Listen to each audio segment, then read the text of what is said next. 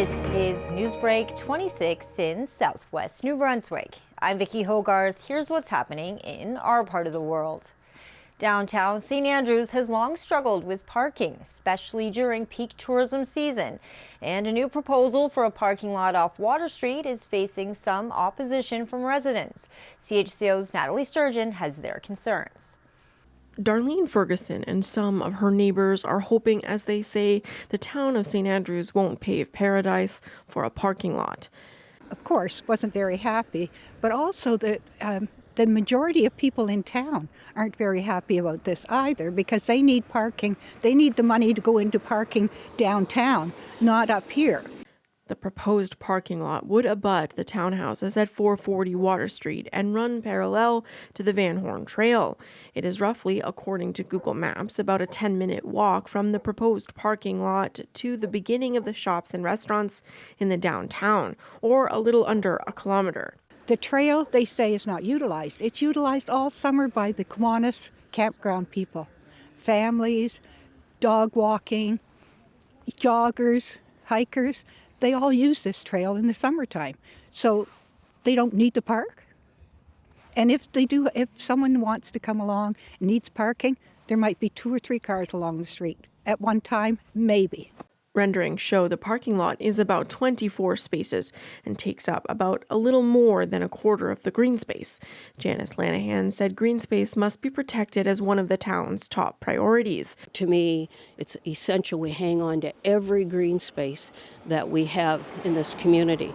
And I said we are caretakers of our planet. It's important to every person in St. Andrews, the world. Every person has to be boots on the ground doing what they can to save this planet. And one way we can help in our little way is to save this green space. Staff has yet to bring the proposal forward to council for debate or a vote. And Mayor Brad Henderson says there are other options to consider. Brian Ferguson, Darlene's husband, presented to the council on Monday, sharing the collective concerns of his neighbors and that it should continue as a green space. The municipality has struggled with parking, especially in the peak summer months and with RVs and campers. Right now, we're just letting council digest that, and if they want to proceed or not, I'm not sure. I have heard varying answers in response from council. I think some think it's a wonderful idea, and some might be opposed to it, but it's no different than what we're hearing in the community.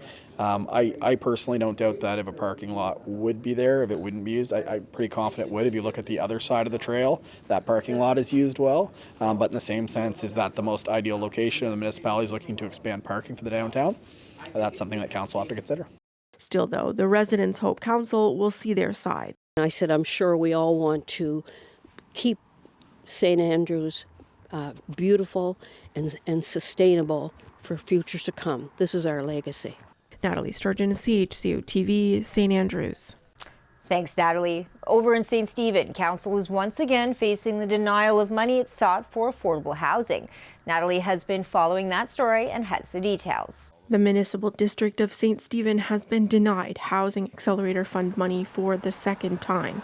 It, alongside all other municipalities in Charlotte County, were denied originally in March 2024, only to be denied a second time this year. It was turned down for the second time after all the work we put in, and I don't think any one of us that stepped up, I'm sure, none of us that stepped up and we had a chance to do it the second time, we just literally wasted our time. The municipality asked for $5 million through the fund, which is aimed at increasing the affordable housing stock in Canadian communities. McEachern says he believes there is some politics at play. Councillor Wade Greenlaw also echoed the sentiments that being denied again is disappointing. I know the effort that went into this Housing Accelerator 2 application, and it was done really, really well. So it had nothing to do with the application.